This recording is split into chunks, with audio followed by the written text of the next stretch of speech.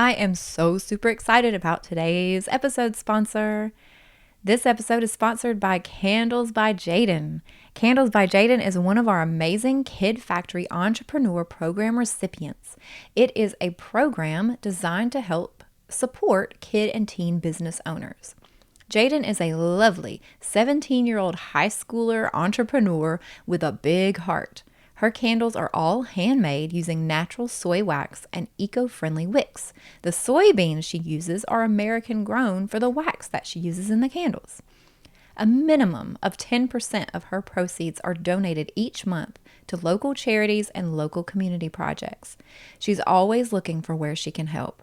The fact that she's able to make this time to have her own business and constantly support her community amazes me. In addition to high school, by the way. Definitely check her out at facebook.com/candlesbyjaden. That's candles by Jadyn. Definitely check her out. Okay, today's topic is tech in school, and I'm talking with Amy Tyson and Blythe Winslow, the co-founders of everyschool.org. Everyschool.org is a nonprofit whose mission is to empower every school to embrace healthy, research-based educational technology. Blythe and Amy are both moms, first and foremost, which was how Every School got started in the first place. Blythe is the executive director as well as a former educator. Amy is the deputy director and has done a variety of work in the mental health field through her master's in social work, including working as a child and adolescent psychotherapist.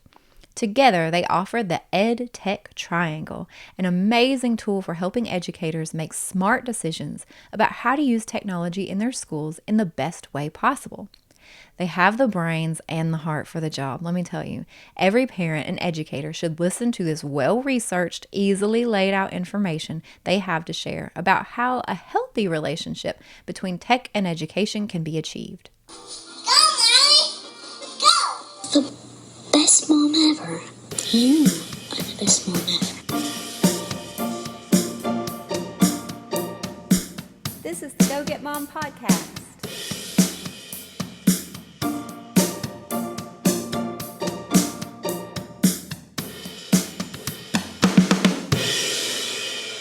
Everyschool.org is really a dream of my friend Amy and mine. And our dream is really that schools can embrace technology in more transformative ways. And what I've kind of seen, I have a 7 and 10-year-old, and what I know is that schools have really embraced technology with what I would say is a kind of blind enthusiasm, when what's I believe is required is kind of a measured, research-based approach. So, you know this, Cindy, I love research. Yes. And you love research. And I have a background in teaching. I used to teach English and writing at the University of Cincinnati for 4 years. So I really deeply care about teaching and learning. And I know what it feels like to be in front of a classroom of a bunch of students trying to make sense, trying to make fun, trying to make learning happen.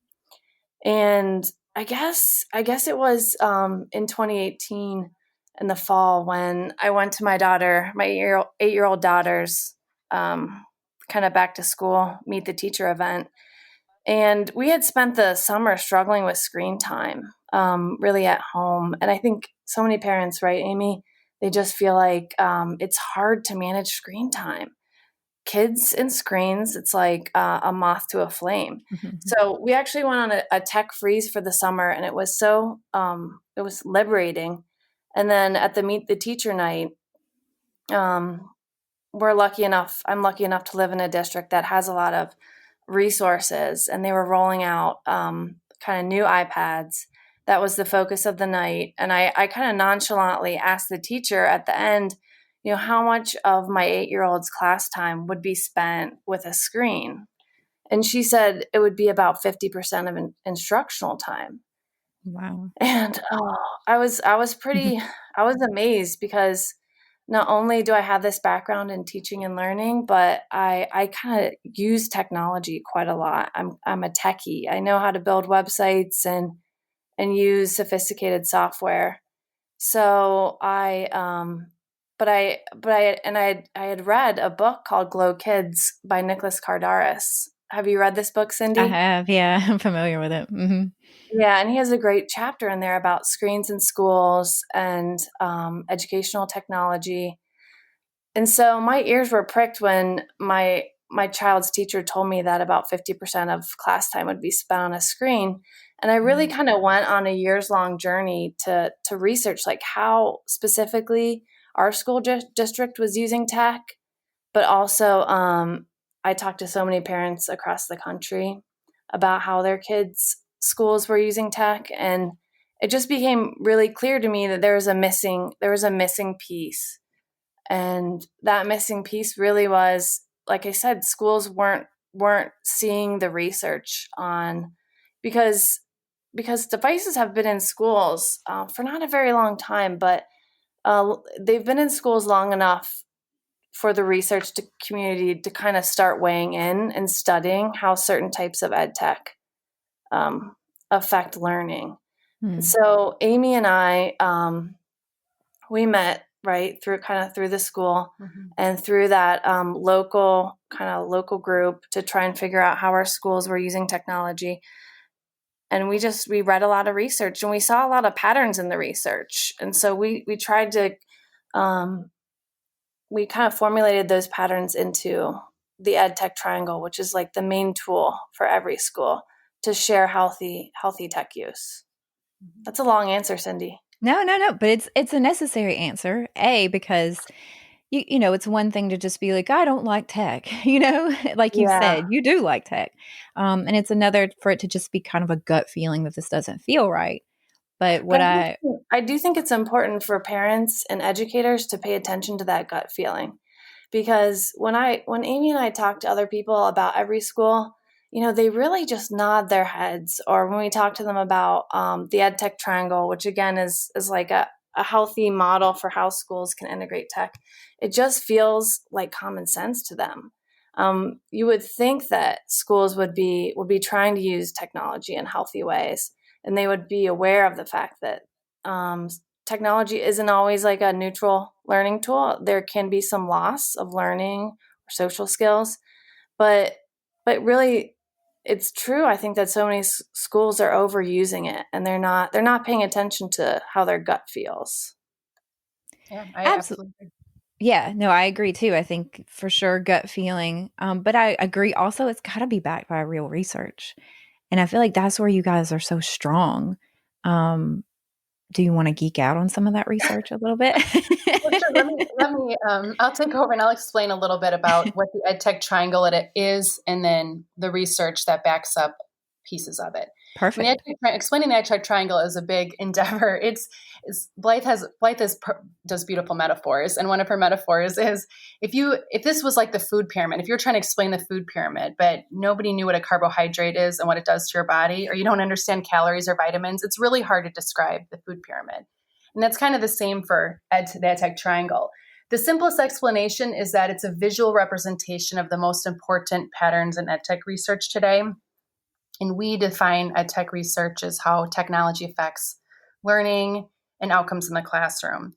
And kind of Blythe already said, like the EdTech Triangle itself is in a way deceivingly simple at first glance. And many parents just say, well, this kind of seems like common sense. I think my school should be already doing this. But there's so many contradicting opinions out there on EdTech. And Blythe and I really wanted to cut through all the opinions and just get down to what the research actually says on what hurts and what works and what is a better option.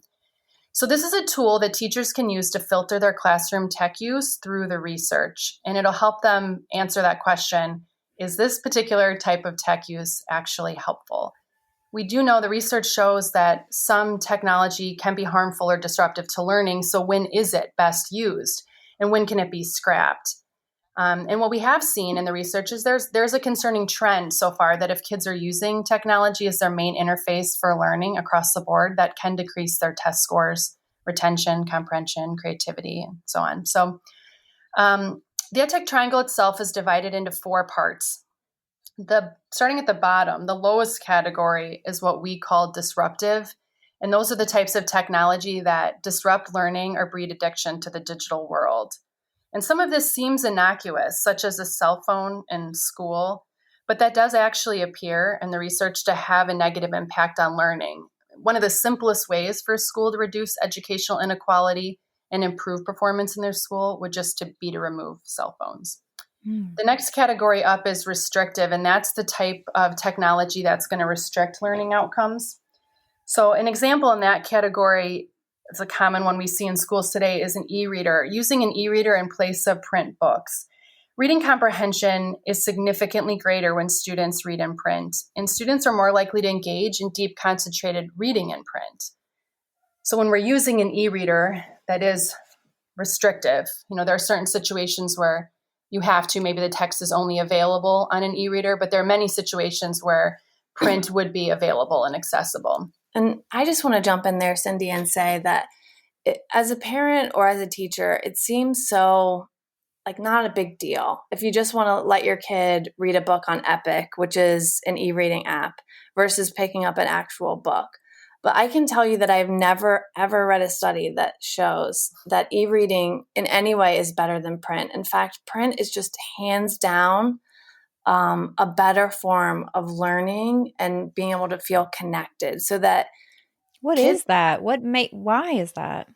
I mean, I get it. It makes sense to me. I think it's the way our brains work. I think flipping a page helps us understand the linear.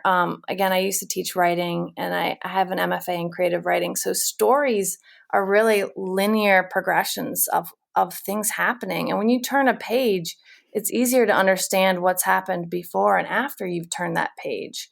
And where you're at in the story. You feel the book as well as read the book. And that does make sense. I think many of us say when I recall something, I picture it on the page. A lot of people picture it where it is in the page on the book, in the book. Yeah. And so you're going to test higher. That's what all the research shows. If you have a child who reads in print versus the same text electronically, he or she will just remember more, test higher. And amazingly, Amy found research recently that shows that you will enjoy reading more. Yeah, it's interesting. Children who read on screen are nearly twice less likely to be above average readers, and they're 3 times less likely to enjoy reading. Which is crazy. We want our children to enjoy, to love to read. I mean, what better way to just gain understanding of the world than to read? Reading comprehension is greater. You're more likely to engage in deep, concentrated reading. It's more satisfying to read on print. And interestingly, students who read in print are more likely to know the answer as opposed to remember the answer. So it's indicating a deeper level of learning or retention. And so that's what, I mean, again, I know that my kids actually get the chance to choose between an e-reader and a printed book when they're in their free reading time at school. But teachers don't really know how much students can be losing when they choose the e-reader. So we want teachers and educators to know about things like this. Right.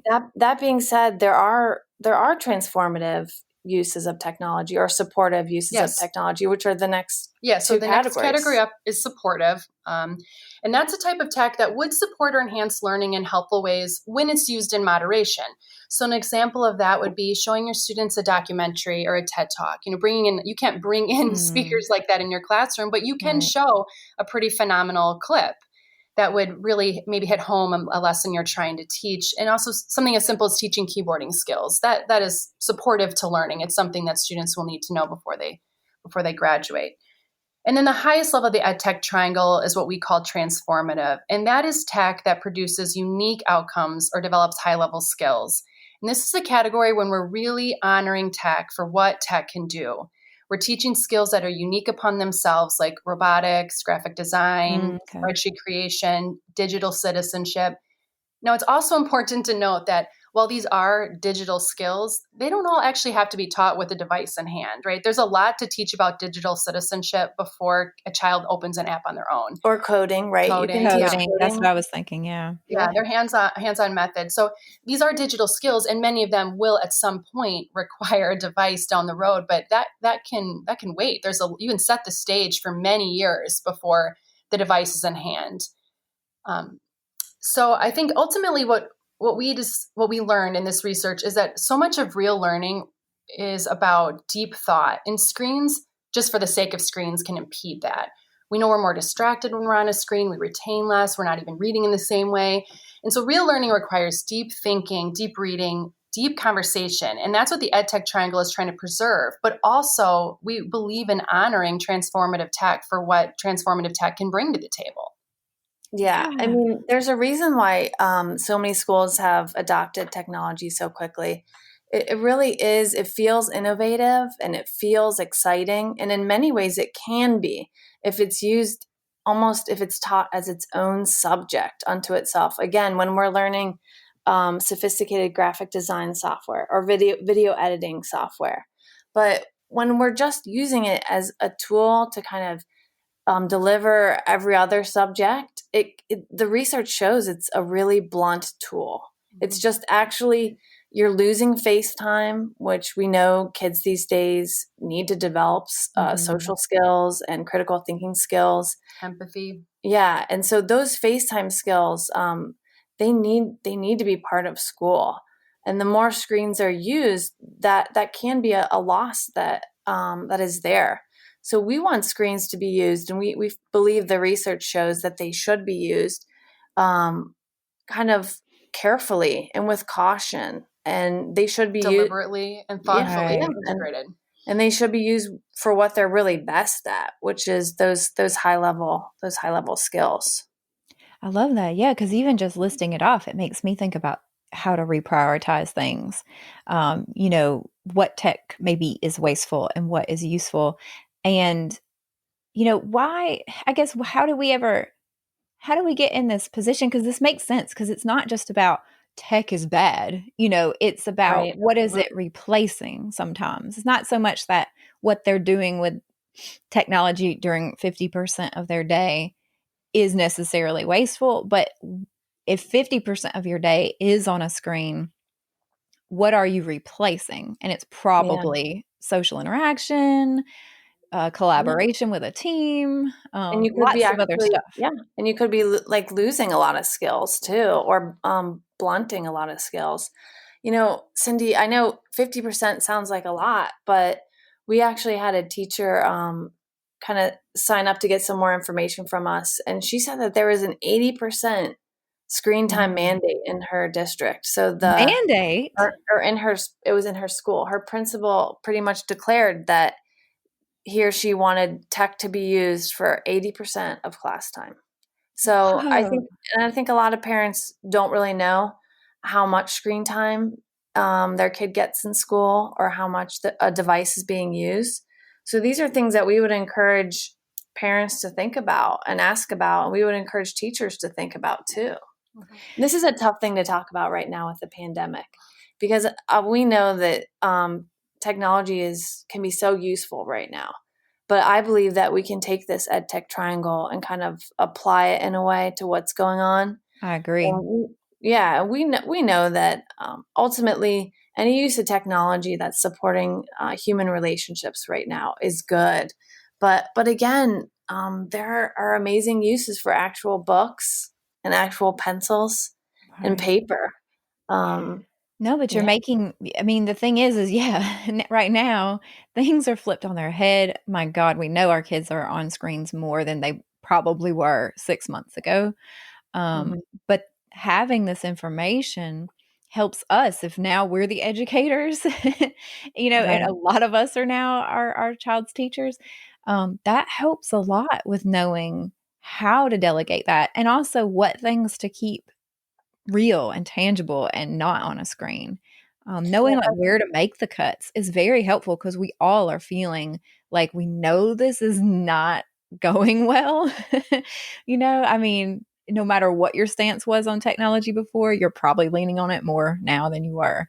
Absolutely. And Blythe and I have talked about, one of the questions we get is like, how can we apply this to the current pandemic? And I think the two biggest things parents who are working with their students at home or teachers in the classroom right now, the two simplest ways to continue on a safe course with technology is prioritizing print whenever possible, like we already discussed, and prioritizing handwriting.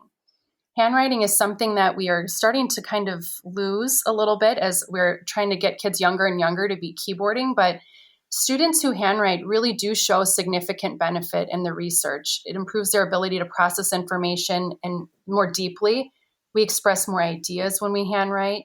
And we also go through a process of reflection and reframing, which actually allows us to understand the material better and recall the material down the road. The act of handwriting itself just really engages the thinking part of the mind. So if teachers and parents can keep that in mind, if teachers are sending digital worksheets over, ask your teacher, can I print this off, have my student handwrite it, take a picture, send it back?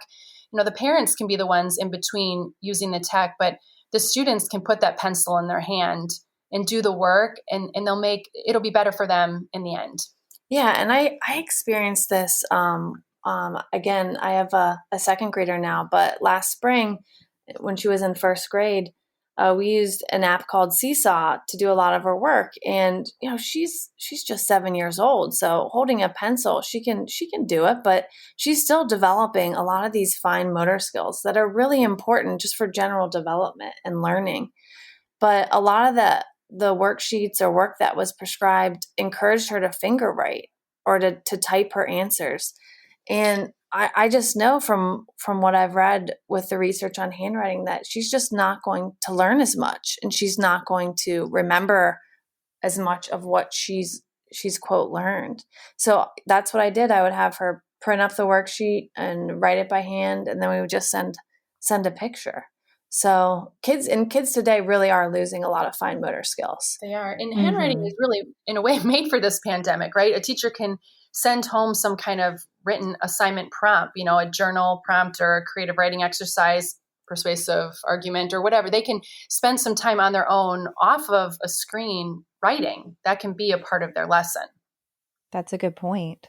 Well, and I think y'all are definitely right about the fine motor skills and how we forget sometimes about like mind-body connection. And it seems silly that things like writing with a pencil are so important, but I think they definitely are important because they really just like give you like the spatial knowledge of like where you are in the world. These things really are connected. I assume you guys agree with that, but that's my thoughts on that.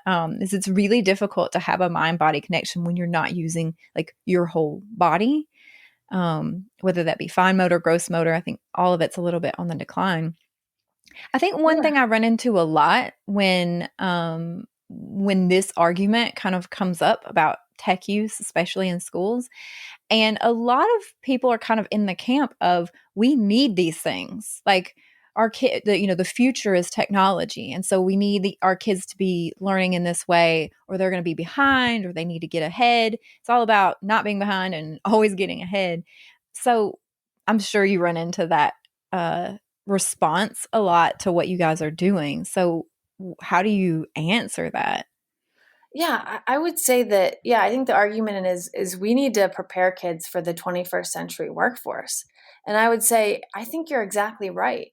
But using low-level tech, in other words, giving kids an e-reader or letting them finger write when they're 5 years old, that's not sophisticated tech use. That's not really sophisticated 21st century workforce material. If we're going to be teaching kids robotics or even coding, or again, like sophisticated graphic design software, that might prepare them for some sort of 21st century workforce. But that's really not what most schools are doing, especially in the younger grades. And truly, if we're trying to prepare our students for the 21st century workforce, we need to be preparing them to critically think, to problem solve, to have creative solutions. Technology in and of itself, you're already setting the stage in some way. You're setting the stage. There's rails on the side. The nature of technology is that it isn't just free thought in general, especially if you're using an application. There has to be limits. Somebody created this, and those are the limits I want gone for my children. Personally, I think that's going to be what's going to make them to be creative thinkers.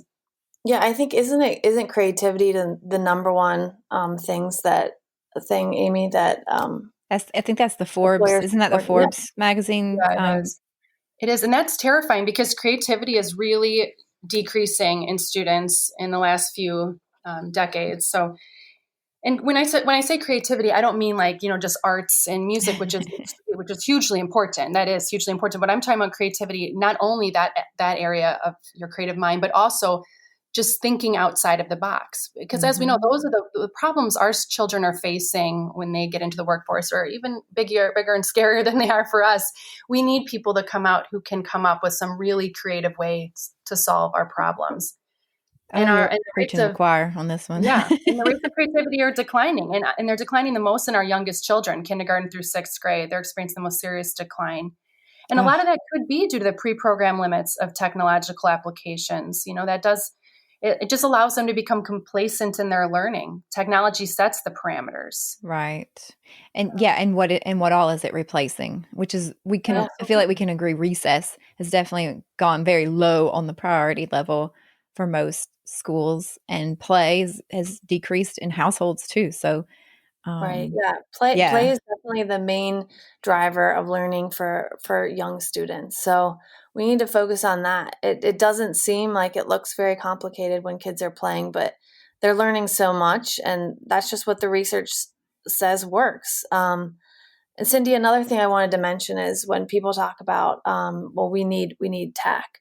We know we actually have a double-blind kind of study here. We have an example of kids who go to Waldorf school, and they don't use tech until isn't it 8th grade, Amy? Yes. So, and they have great learning outcomes, and so they go into the sciences, and they become doctors at the same rates and everything else. There's no loss there. I think it's almost like I'm sure many people probably heard this example, but we all would like our children to drive one day, but we don't start teaching them at 5 years old. Right. We teach them when it's developmentally appropriate. And I think the same thing goes for tech. We're so afraid of our children falling behind that we push this on them younger and younger. And when they're so young, they just can't learn transformative tech yet. So we instead substitute life experiences or traditional teaching methods for technology, thinking that's going to get our kids ahead. But I think the argument could be made the other way, that it's really limiting the areas of development that would get them ahead when we put it on them too young, and when we replace things that could be better for their development. Children, 5-year-olds are not mini adults, and 10-year-olds aren't mini adults, and even 15-year-olds aren't mini adults. Mm-hmm. So their brains are different, and we have to respect where they're at developmentally, and insert technology when we can get some bang for our buck. Honestly, not when it's starting to impede on their natural development. And Amy knows this because she doesn't like to toot her own horn, but she has a deep background in mental health as a child and adolescent therapist, and she's seen kind of how important it is to pay attention to these mental health issues. Absolutely. I just feel like my work in mental health, even the most well-adjusted kids have a hard time integrating technology into their lives in a healthy way. Yeah. I think we can all say we've seen this. And I think there's the debate over whether it's, the actual screen and what they're seeing on the screen or what the screen replaces. I haven't seen anything that I think is definitive consensus as to why, but I think we could just look at both, And I think a lot of that really comes down to the digital twitch that we teach our children, among other things. I mean, there are countless other things you're actually observing in technology that are hugely damaging. But just when we're talking about what Blythe and I are worried about with it, which is technology being accessible all the time and always at the fingertips, even during a school day, we teach kids that when there's 2 minutes of downtime, reach for the device, fill that space. And my fear there is when we're constantly filling time and empty space, we just don't leave any downtime for our children's brains. And that empty space is really necessary for everyone, but especially children. We can't fill every moment of silence and boredom with a device. It takes away their ability to live in that stillness of their mind. And I think that's an issue we're already seeing, and we'll just continue to see that, allowing space to process thoughts, turn over an emotion, replay a scenario you experienced, really worry for a moment, contemplate something, to do all of that, and then to come out the other end of that and not feel anxious or depressed is something that is developed with a lot of time and practice. That doesn't just come to you. And when from an early age, we're inserting a device into the situation and putting it at a child's fingertips, it makes it hard for them. It just interferes with that process of them learning how to do that. Yeah, and I can Exactly. feel probably a lot of parents feeling guilty right now, right? But no, but I think Sorry. no, I think that's all right. I think it's important to like look the monster in the face. Yeah. But I think that it's also important to realize that what Amy and I really care about and why we created Every School is because schools kind of set the foundational tone for kids' orientation towards the world. And if schools could honor tech and kind of acknowledge what's lost when screens are used, it would help a lot. So I was just talking to a parent the other day who said that her her first grader was allowed to kind of do her morning work, and then after it was over, she could use the iPad to play a game. Again, this is exactly what Amy's talking about. We're teaching our kids Mm. to have this digital twitch. And if schools could be a place where we acknowledged, how important it is to use technology in intentional ways, I think that would carry over into family life quite a bit. But right now, so many schools, it's all tech all the time.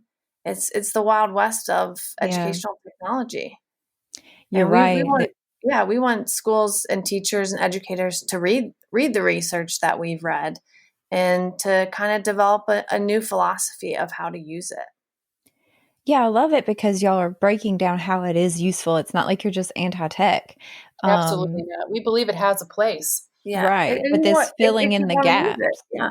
If you want to use it, I mean, we created this model to be a when in use model. We're not saying that every school has to teach transformative technology. It's about when you do use it. Hmm. These are the ways that will help students actually learn something worthwhile versus just impeding learning or like not supporting their well-being. Hmm.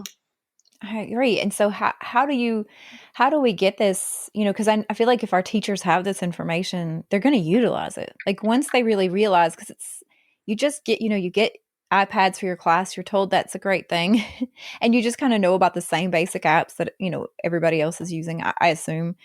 How do you get this information to them? Like, how do we, if we're a parent now and we're like, I want my teacher to have this information, I want my school to prioritize these things, how do they get the everyschool.org curriculum, or is it curriculum, or It's not curriculum, but you can download all of our materials are free to use. We're here to support educators. And you can go to our website, which is everyschool.org. You can download the EdTech Triangle, which is kind of the easiest visual representation of our work that you can use as a very quick and easy filter. Just say, like, I'm thinking about using this technology today. Where does this fall? How much is there a better thing I could be using or whatever? It's just a simple way to look at it. We also have a guide to using the EdTech Triangle called Triangulate that you can download on the website. And if you're an educator and this is appealing to you and you want to try to put it in your classroom or maybe implement it across your school, you print off our materials, talk to your administrative team for implementing it in your district. We're also always a resource to help. And if you're a parent, I think the key things for you to do is to meet with an administrator at your school or to meet with your PTO. You can have a conversation with other parents and share our materials. Just express your support for a healthy EdTech model. We also have a very quick and easy read on the research on EdTech on our website. It's called the Research Summary. You can download it under our research tab. I think it highlights the major concerns with EdTech when it's not used in alignment with research. And it could be a helpful way to just kind of process your own thoughts on what your major concerns are or where you would like to see your school be more careful or deliberate with their tech use. And then the last thing that we're actually just finishing up working on, Blythe and I, with the help of some survey developer folks, have worked on a suite of surveys called the Independent Technology Assessment, and that helps schools to evaluate how they're using technology and analyze how different stakeholder groups feel or use about technology use during the day. That's something that we are going to pilot at some point when schools are back to normal. I love that That would be though. another resource down the road for educators. But I think it's a good question, Cindy, because ultimately what Amy and I are talking about and what we care about is kind of a philosophical shift in schools today. And the EdTech Triangle can be kind of the hallmark visual, much like the food pyramid or My Plate is for nutrition. But but it's hard for us right now to get through to educators and administrators because we know that ed tech is a business and it's Mm-hmm. heavily pushed in schools today. And again, it's popular because it feels innovative, and no one wants to feel left behind. No one wants to feel like they're not keeping up with technology. And Right. so what we know though is that I think our kids are kind of being left behind in this current paradigm of more tech is better. If that's kind of the way that your school district is working, I think that the outcomes are going to be worse than Mm-hmm. if the school had adopted a more intentional approach. So it's going to take some time. I think this pandemic is actually good for parents and teachers and administrators to see what really happens when students use a device too much for quote learning. Right. I Right. think And it's how going to be a shift. isolating. Yeah. Yeah. No, I think that's that's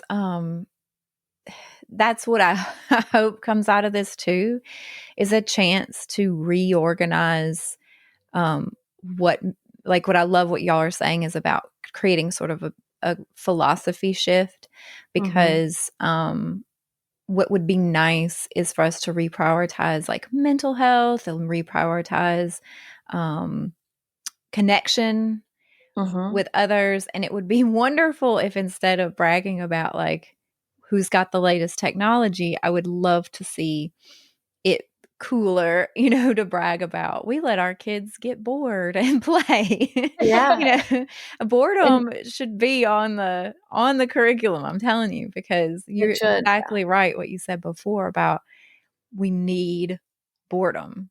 We need time to reflect. And you know what? I think all those things sound lovely and they almost sound like kind of hippie. Yeah. But you know what? The hardcore research shows that when you use technology in these intentional ways, you're also just gonna learn more and you're gonna retain more, and your outcomes are gonna be better. So I think that's where educators can feel excited, is that they can actually increase test scores and learning outcomes if they are prudent. I agree. I'm really grateful for y'all being out there and creating this and trying to create that philosophy shift. And It's I'll going to take some time, Cindy. all things do. It took some time to get where we are, which I Yeah, think is clearly not working. I do feel like most people intuitively know that, I agree uh, with you. I totally agree. but they don't have really, well, what else is there to do? And I feel Yes, like you guys are giving them that. I hope so. And I mean, our dream is really for the EdTech Triangle to be in every classroom in the country. And that sounds like a big thing, but it's what the research shows. Amy and I created the EdTech Triangle, but really it was created by so many researchers. We just compiled the research and we just noticed the patterns. And these aren't patterns that are easily argued against. When I taught writing, I taught the persuasive essay, and I would always tell my students that most things could be argued either way, and that you could find research to support anything. But Amy's a perfectionist, and she researches all the time. And I'm telling you, I wouldn't put myself out there on this if I thought that there was many different ways that you could look at it.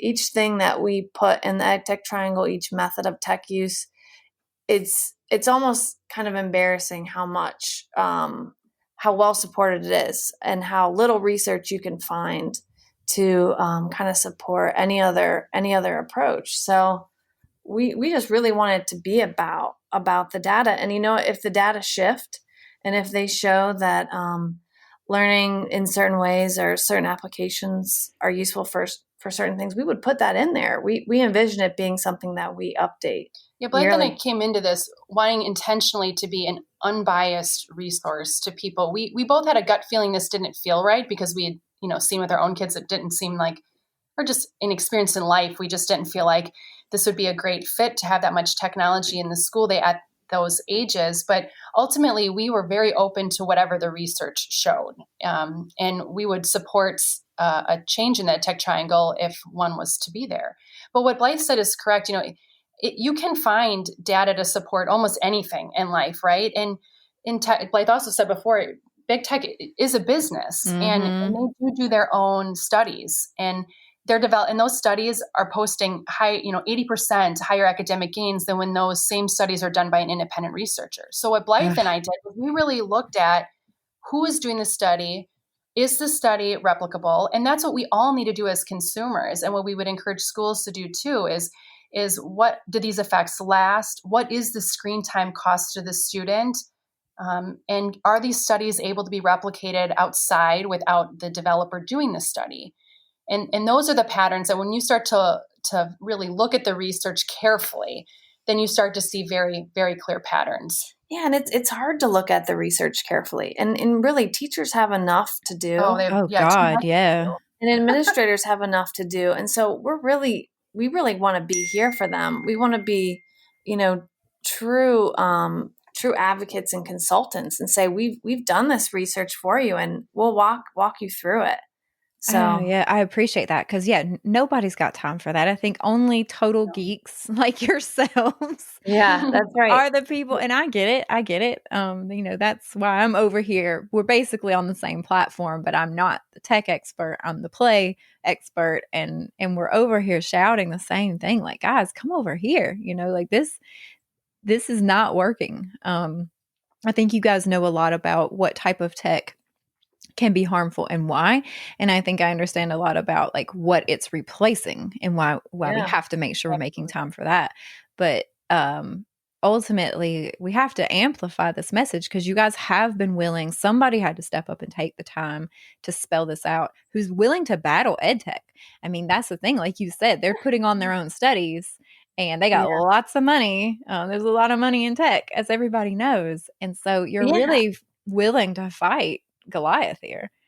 Well, and I also think that, I kind of tend to be a positive person, and I think you could view it as a battle, but you could view it as like a beautiful way to have a partnership. I mean, what our model shows is that we want to use the high levels of those applications. We want to honor what it truly can do. And so it's not necessarily in opposition to big tech. It's just in opposition to the current philosophy that a lot of educators are using. To get more information or to get your school involved and use the EdTech Triangle, go to everyschool.org or share it with every educator you know. Yay, you finished the whole episode! The Go Get Mom podcast is part of the Kid Factory, a not-for-profit project aimed at finding solutions to the mental health crisis our kids and teens are facing. For more about the podcast and the project, go to thekidfactory.org, or you can follow us on Instagram at @the_kid_factory. And to help me know if I'm doing a good job, be sure to leave a review on whatever podcast platform you're listening to right now.